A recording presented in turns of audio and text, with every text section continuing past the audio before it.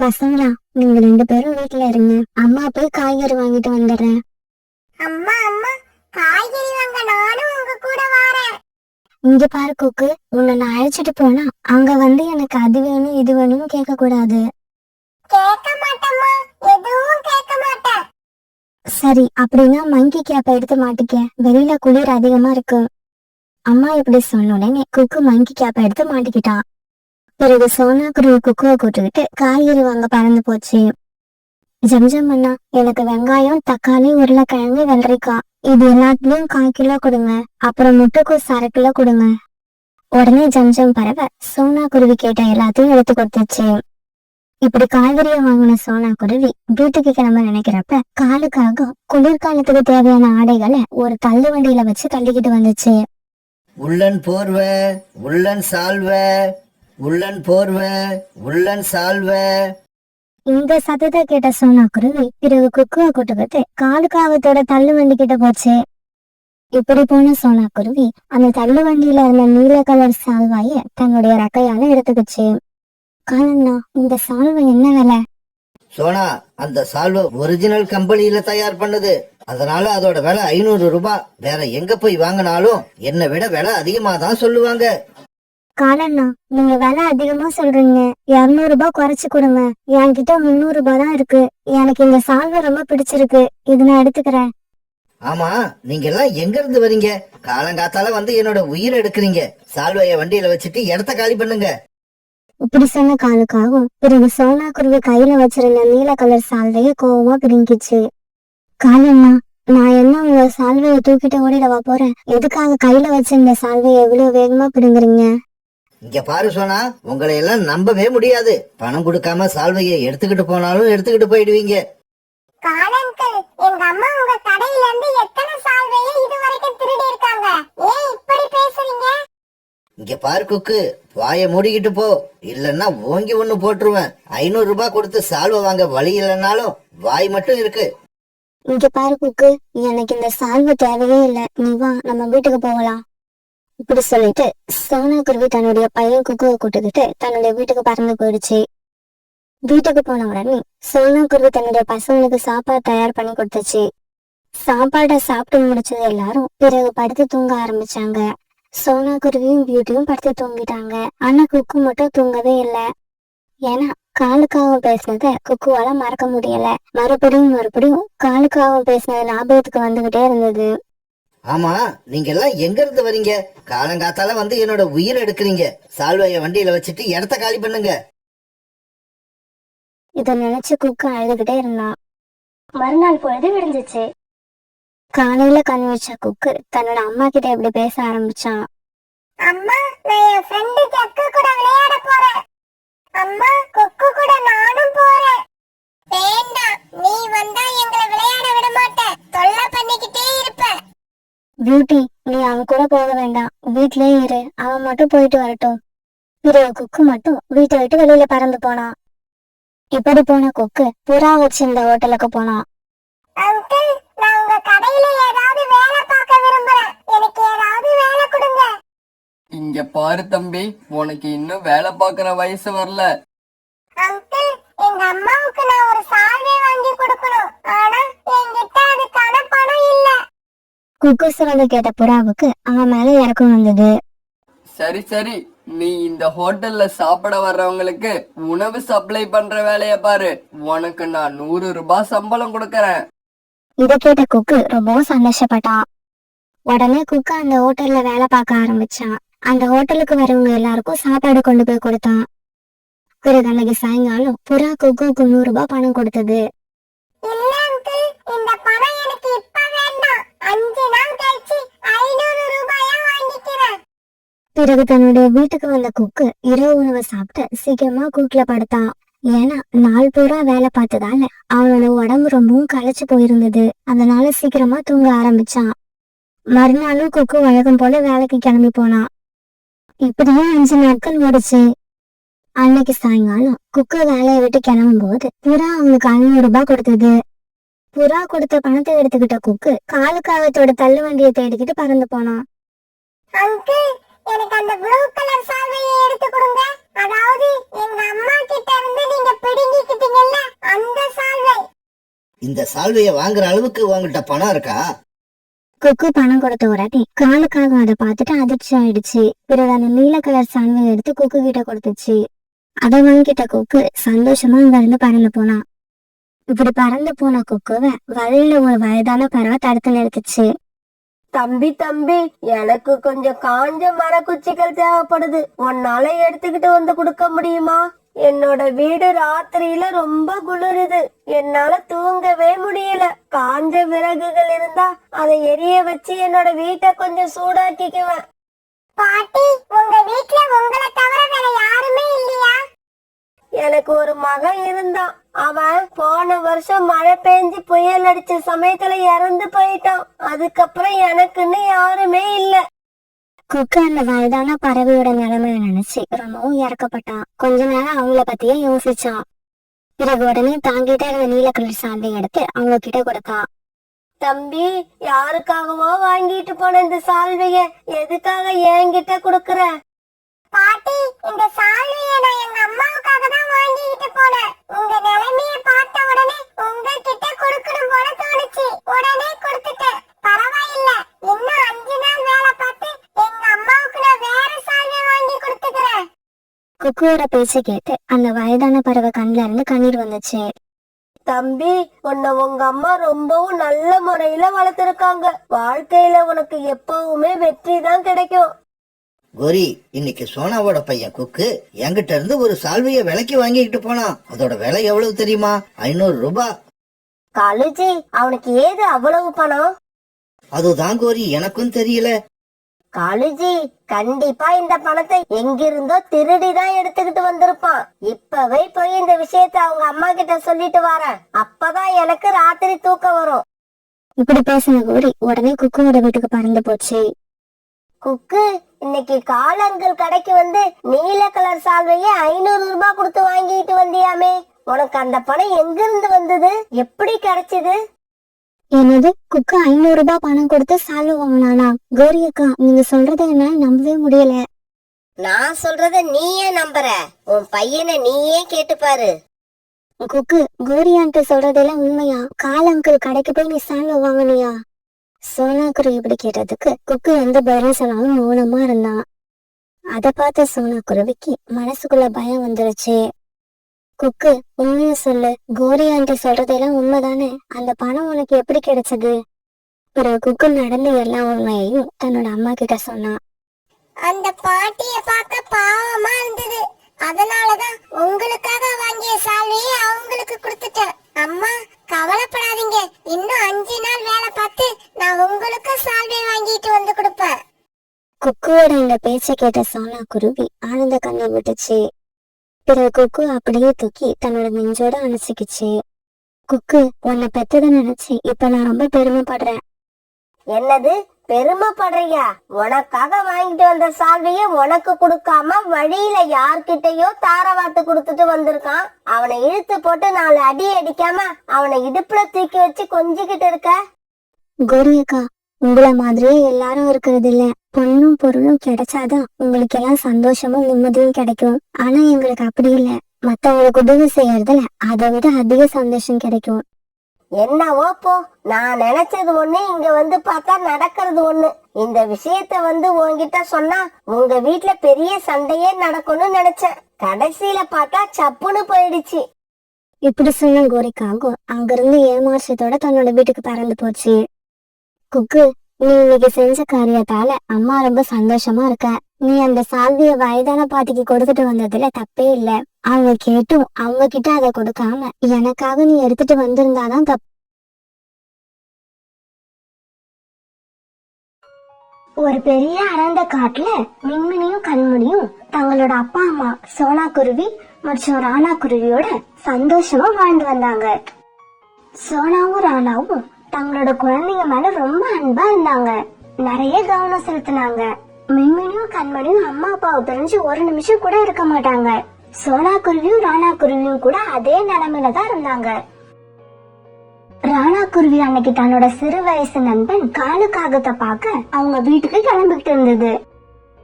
ராணா குருவி தன்னோட குழந்தைங்களோட ஆசை ஒவ்வொன்னையும் உடனே நிறைவேற்றி வச்சிடும். அதனால குழந்தைங்க மின்மினியும் கண்மணியும் ரொம்ப சந்தோஷமா வளர்ந்தாங்க.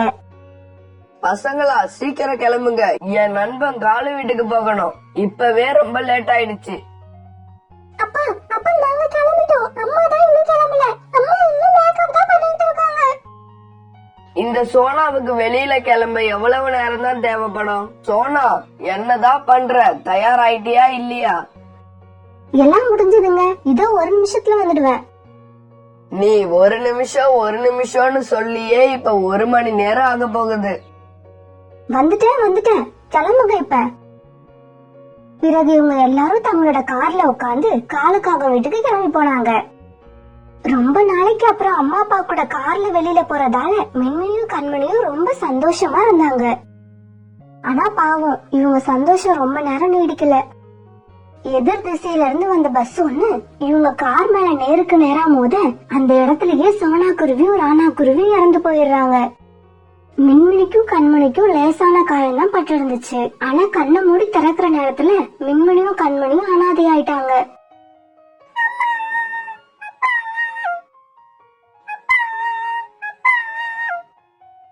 குழந்தைங்களா, அழாதீங்க. உங்களோட காலு பெரியப்பா இன்னும் உயிரோட தான் இருக்கேன். இந்த பெரியப்பா உயிரோட இருக்கிற வரைக்கும் நீங்க எதுக்காகவும் அழவே கூடாது. எனக்கு ஏற்கனவே ஒரு குழந்தை தான் இருந்தது. இப்ப உங்களையும் சேர்த்து எனக்கு 3 குழந்தைங்க. காலுக்காக மின்மினி கண்மணி இவங்க 2 பேரையும் தன்னோட வீட்டுக்கு அழைச்சுக்கிட்டு போச்சு. அங்க போய் தன்னோட மனைவி கோரிக்காகத்துக்கிட்ட இப்படி சொல்லுச்சு. கோரி, இவங்க 2 பேரும் என் நண்பர் ராணாவோட குழந்தைங்க. ராணாவை என் தம்பி மாதிரி நினைச்சேன். பாவம், இப்ப இந்த உலகத்துல ராணாவும் இல்ல, அவன் மனைவி சோனாவும் இல்ல. அதனால இப்ப இந்த 2 குழந்தைகளுக்கும் நம்மளை விட்டா வேற யாரும் இல்ல. இவங்களை நல்ல முறையில நாம தான் வளர்த்தாகணும். கோரிக்கு அந்த குழந்தைங்களை பார்க்க எரிச்சலா இருந்தது. காலுக்காகத்துக்கு மெதுவா கண்ணை காட்டி பக்கத்து ரூமுக்கு அழைச்சுக்கிட்டு போச்சு. காலேஜி, இது என்ன வீடா இல்ல அனாத ஆசிரமமா? எதுக்கு அவங்க இங்க அழைச்சிட்டு வந்தீங்க? இங்க பாருங்க, எனக்கு சுத்தியில வச்சு பேச தெரியாது. நேராவே சொல்றேன், என்னால இவங்களை வளர்க்க முடியாது. எனக்கும் ஒரு பையன் இருக்கான். நான் அவனை பாப்பனா இல்ல இவங்கள பாப்பனா? என்ன கோரி இப்படி பேசுற? அம்மாவையும் அப்பாவையும் ஒரே சமயத்துல இழந்துட்டு நிக்கிற அந்த குழந்தைங்க முகத்தை பார்த்தா உனக்கு பாவமா தெரியலையா? எனக்கு பாவமா தெரியல, பாரமா தெரியுது. உங்களுக்கு பாவமா தெரிஞ்சா நீங்களே வளர்த்துக்குங்க. கோரி இப்படி பேசுனதை கேட்ட காலுக்கு பயங்கர கோபம் வந்துடுச்சு. கோரி, அவங்க 2 பேரையும் நான் வளர்க்கறதா முடிவு பண்ணிட்டேன். என் முடிவுக்கு நீ கட்டுப்பட்டு தான் ஆகணும். காலு இப்படி கோபத்துல கத்த கோரி எதுவும் பேசாம சைலண்ட் ஆயிடுச்சு. அதுக்கு காரணம் கோரிக்காகத்துக்கும் காலுக்காகத்துக்கும் கல்யாணம் நடந்த அன்னைக்கு கோரியோட அம்மா கோரிக்கு பண்ணின அட்வைஸ் தான். கோரி, இது வரைக்கும் நம்ம வீட்டுல உன்னோட ராஜ்யம் தான் நடந்துகிட்டு இருந்துச்சு. போற இடத்துலயே அப்படியே இருக்கணும்னு நினைக்காத. உன்னோட கோபத்தை எல்லாம் குறைச்சிக்க. மாப்பிள்ளைய பார்த்தா ரொம்ப அமைதியானவரா தெரியுது. அமைதியானவங்களுக்கு கோபம் வந்தா நம்மளால தாங்க முடியாது. அதனால மாப்பிள்ளைக்கு கோபம் வராப்பல நடந்துக்காத. கோரி, நான் கொஞ்சம் வேலைய ரொம்ப தூரம் போக வேண்டியிருக்கு. வர்றதுக்கு 1 மாசம் ஆகும். மின்மினி கண்மணிய பத்திரமா பாத்துக்க. ஏன்னா அவங்களுக்கு நம்மளை விட்டா வேற யாரும் இல்ல. தெரியுது. அதே மாதிரி நம்ம குழந்தை ஜக்கு மேலயும் கொஞ்சம் பாசம் வைக்க கத்துக்குங்க. கோரி, குழந்தைங்களை பிரிச்சு பாக்குறது நீதான். என்னை பொறுத்த வரைக்கும் எனக்கு 3 பேரும் ஒண்ணுதான். அப்புறம் இந்த பணத்தை வச்சுக்க. 3 பேரையும் இந்த மாசம் ஸ்கூல்ல சேர்த்துடு. அவங்க 3 பேரும் ஒன்னா போயிட்டு ஒன்னாவே வரட்டும். இப்படி சொன்ன காலு வேலைக்காக வெளியூருக்கு கிளம்பி போச்சு. இதுங்களுக்கு சோறு போட்டு வளர்க்கறது பத்தாதான், ஸ்கூல்ல வேலை சேர்க்கணுமா? இந்த மனுஷனுக்கு என்ன பைத்தியமா புடிச்சு போச்சு? இப்படியே செலவு பண்ணிட்டு இருந்தா என் நிலைமை என் பையன் நிலைமை என்ன ஆகுறது? இந்த பணத்தை இப்படியே வச்சுக்கிட்டா நமக்கும் நம்ம பையன் ஜக்குக்கும் ஆகும். மின்மினி கண்மணி 2 பேருக்கு என்ன மகாராணின்னு நினைப்பா? எழுந்திருங்க சீக்கிரம். இது ஒண்ணும் உங்க அப்பா வீடு இல்ல இஷ்டத்துக்கு தூங்கறதுக்கு. எழுந்திருச்சு வேலைய பாருங்க. ராத்திரி உபயோகிச்ச பாத்திரம் எல்லாம் கிடக்கு, அத சுத்தம் பண்ணிட்டு சாப்பாட ரெடி பண்ணு. கண்மணி, நீ வீட்டை எல்லாம் சுத்தம் பண்ணு. இங்க பாரு, சுத்தம் பண்றப்ப கவனமா பண்ணணும். ஏதாவது குப்பை இருந்துச்சு உங்க நிலைமை ரொம்ப மோசமாயிடும். இப்படி சொன்ன கோரிக்காகும் 2 பேரையும் வச்சு ரொம்ப வேலை வாங்குச்சு. அவங்களுக்கு ஓய்வும் கொடுக்கல. ஒரு வேலை முடிஞ்சா அடுத்த வேலை, அந்த வேலையும் முடிஞ்சா அதுக்கும் அடுத்த வேலை, இப்படி வேலை கொடுத்துக்கிட்டே இருந்துச்சு. பாவம் மின்மினியும் கண்மணியும் ரொம்ப களைச்சு போனாங்க. இவங்க செய்யற வேலையில ஏதாவது தப்பு கண்டுபிடிச்சா பெரம்பு குச்சியை எடுத்து அடிக்கவும் செய்யும். கோரிக்காக அவங்களை இப்படி நல்லா வேலை வாங்கினா கூட அவங்களுக்கு நல்ல சாப்பாடு போடாது. முதல் நாள் மீந்து போன ரொட்டி, சாதம் இப்படி இவைகளை தான் கொடுக்கும். எனக்கு இந்த உணவு பிடிக்கவே இல்ல, நல்லாவும் இல்ல. அதுக்காக நம்ம என்ன செய்ய முடியும்? சாப்பாடு நல்லா இல்லைன்னு சொன்னா பெரியம்மா நம்மள வீட்டை விட்டு அனுப்பிடுவாங்க. அப்படி அனுப்புனா நம்ம எங்க போறது? அதனால பெரியப்பா வர வரைக்கும் எல்லாத்தையும் தாங்கிக்கிட்டு தான் இருக்கணும். இப்படியே சில நாட்கள் நகர்ந்துச்சு. மின்மினி, கண்மணி, ஜக்கு இவங்க 3 பேரும் ஸ்கூல்ல சேர்க்க வேண்டிய நாளும் வந்துச்சு. ஆனா கோரி ஜக்குவை மட்டும் அழைச்சுக்கிட்டு போய் ஸ்கூல்ல அட்மிஷன் போட்டுட்டு வந்துச்சு. வீட்டுக்கு வரப்ப ஜக்கு ஸ்கூலுக்கு போக தேவையான பொருட்களையும் வாங்கி வந்துச்சு. மின்மினியும் கண்மணியும் அந்த பொருட்களை எல்லாம் ஏக்கமா பார்த்தாங்களே தவிர ஒரு வார்த்தை கூட பேசல. அம்மா அம்மா, அப்பா அந்த 2 அக்காவையும் ஸ்கூல்ல சேர்க்க சொல்லி தானே நிறைய பணம் கொடுத்துட்டு போனாங்க. அப்புறம் ஏமா நீ அவங்கள ஸ்கூல்ல சேர்க்கவே இல்ல? ஜக்கு, நீ சின்ன பையன், அதனால அதிக பிரசங்கித்தனமா எதுவும் பேசக்கூடாது. வயதுக்கு மீறிய வேலைகளை செஞ்சதாலையும் சரியா சாப்பிடாத காரணத்தாலையும் அப்புறம் கோரியால ஏற்பட்ட மன உளைச்சலாலையும் மின்மினிக்கும் கண்மணிக்கும் ஜுரமே வந்துடுச்சு. அப்ப கூட கோரி அவங்கள என்ன ஏதுன்னு கண்டுக்கவே இல்ல. மின்மினியும் கண்மணியும் ஒரு ரூமுக்குள்ளேயே முடங்கி கிடந்தாங்க. அப்புறம் ஒரு நாள் காலுக்காக திரும்பி வந்துச்சு. பசங்க 3 பேரையும் பாக்குற ஆசையில அது நேரா ஸ்கூலுக்கே போச்சு. அப்பதான் காலுவுக்கு தெரிஞ்சது மின்மினி, கண்மணி இவங்க 2 பேரையும் ஸ்கூல்ல கோரி சேர்க்கவே இல்லைன்னு. ஜக்கு, என்ன நீ மட்டும் வர? மின்மினியும் கண்மணியும் எங்க? அப்பா, அவங்க எப்படி ஸ்கூலுக்கு வர முடியும்? அம்மா தான் அவங்கள ஸ்கூல்ல சேர்க்கவே இல்லையே. ஸ்கூல்ல சேர்க்கவே இல்லையா? ஏன்? அப்பா, அம்மா அவங்க 2 பேரையும் தான் வீட்டு வேலையெல்லாம் செய்ய வைக்கிறாங்க. அந்த அக்கா 2 பேரும் பாவம். அம்மா அவங்களுக்கு சரியான சாப்பாடு கூட கொடுக்கறது இல்ல. ஒரு சின்ன தப்பு பண்ணனா கூட அம்மா அந்த 2 அக்காவையும் குச்சி எடுத்து அடின்னு அடிக்கிறாங்க. இதையெல்லாம் கேள்விப்பட்ட காலு ரொம்ப சோகமாயிடுச்சு. நேரா வீட்டுக்கு போய் கண்மணியையும் மின்மினியையும் பார்த்துச்சு. 2 பேரையும் தொட்டு பார்த்த காலு அவங்களுக்கு ரொம்ப ஜுரம் இருக்கிறத தெரிஞ்சுக்கிச்சு. கண்மணி, ஏன் 2 பேரும் இவ்வளவு ஜுரத்தோட வீட்லயே இருக்கீங்க? உங்களுக்கு ஜுரம் இருக்குன்னு பெரியம்மா கிட்ட சொன்னீங்களா இல்லையா?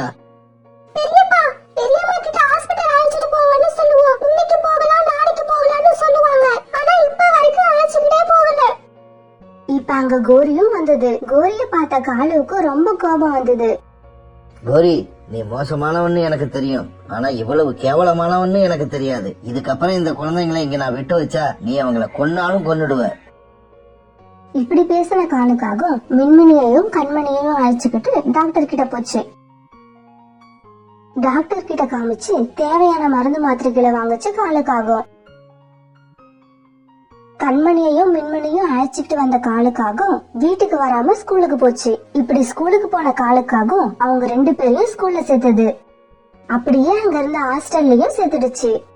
சார், என் குழந்தைகளை நீங்க பாதுகாப்பாவும் அன்பாவும் பாத்துப்பீங்கன்னு நம்பிதான் ஹாஸ்டல்ல சேர்க்கிறேன். அவங்களுக்கு இங்க எந்த குறையும் இருக்க கூடாது.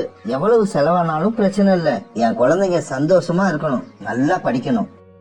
உங்க குழந்தைகளை பத்தி நீங்க கவலைப்பட தேவையில்லை. நாங்க இங்க உங்க குழந்தைகளை ரொம்ப அன்பாவும் பாதுகாப்பாவும் கவனிச்சுப்போம். மின்மினி, கண்மணி, நீங்க 2 பேரும் மனசுல எந்த கவலையும் இல்லாம சந்தோஷமா படிக்கணும். உங்களுக்கு எது தேவையா இருந்தாலும் என்ன கேளுங்க. இனிமே உங்க வாழ்க்கையில துன்பமே இருக்க கூடாது. இப்படி ஹாஸ்டல்ல சேர்ந்த மின்மினியும் கண்மணியும் நல்லா படிச்சாங்க. ஆனா 2 பேருக்கும் ராத்திரி தூங்கும் போது பெரியப்பாவோட ஞாபகம் இருந்துச்சு. காலும் அடிக்கடி கண்மணி, மின்மினிய பத்தி நினைச்சுக்கிட்டே இருந்துச்சு. இப்ப எல்லாம் கோரியும் ரொம்ப வருத்தமாவே இருந்தது. அதுக்கு காரணம் காலுக்காக கோரி கிட்ட பேசுறதே கிடையாது, கோரி முகத்தை பாக்குறதும் கிடையாது. இப்படியே சில நாட்கள் நகர்ந்துச்சு. காலுக்காகவும் சக்குவை அழைச்சுக்கிட்டு மாதம் ஒரு தடவை கண்மணியையும் மின்மணியும் பார்க்க போகும். அப்படி போறப்ப அவங்களுக்கு தேவையான எல்லா பொருட்களையும் வாங்கிக்கிட்டு போகும். ஜக்குவை பார்த்து அவங்க ஜக்கு கூட ரொம்ப நேரம் விளையாடுவாங்க. இவங்க இப்படி ஒத்துமையா விளையாடுறத பாக்குற காலுவோட கண்ணுல ஆனந்த கண்ணீர் வந்துகிட்டே இருக்கும். விளையாடி முடிச்ச கண்மணியும் மின்மணியும் காலுக்காக பார்த்து இப்படி கேட்டாங்க. பெரியம்மாவா? அவ எப்படி இருக்கான்னே எனக்கு தெரியாது. ஏன்னா நான் அவ கூட பேசுறதே கிடையாது. நீங்க இப்படி இப்படி சொல்ல ஆரம்பிச்ச கண்மணியும் மின்மணியும் கோரிய பத்தி நிறைய பேசினாங்க. இப்படி பேசுறது எல்லாம் ஜக்கு உன்னிப்பா கேட்டுக்கிட்டே இருந்தான்.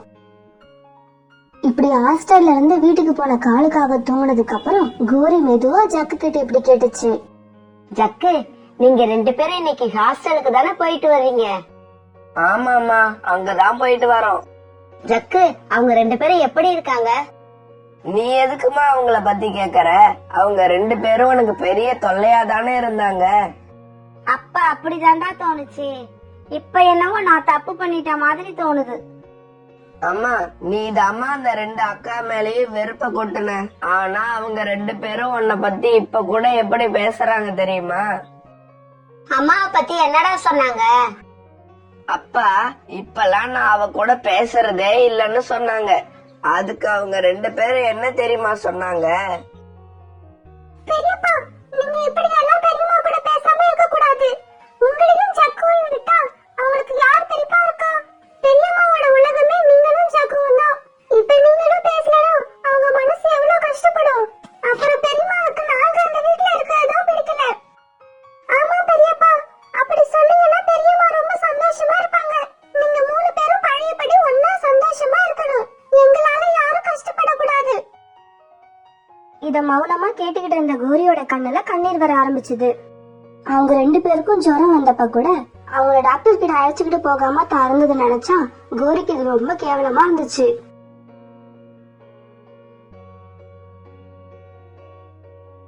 ராத்திரி பூரா இப்படி தூங்காம இருந்த கோரிக்காகவும் மறுநாள் காலையில ஜக்குவை அழைச்சுக்கிட்டு அந்த ஹாஸ்டலுக்கு போச்சு. கோரிய பார்த்து அவங்க எதுவும் பேசாம தயங்கி தயங்கி நின்னாங்க. ஆனா கோரி தானா போய் அவங்க 2 பேரையும் தன்னோட நெஞ்சில அணைச்சுக்கிச்சு.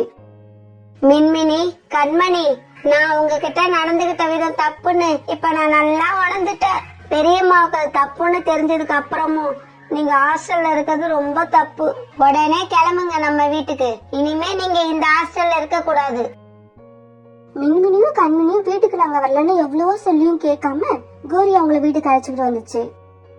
அப்புறம் என்ன, இப்ப அந்த வீட்டுல 3 குழந்தைங்களும் போடுற சந்தோஷமான சத்தத்தை கேட்டு காலுக்காகவும் கோரிக்காகவும் ரொம்ப மகிழ்ச்சியா இருந்தாங்க.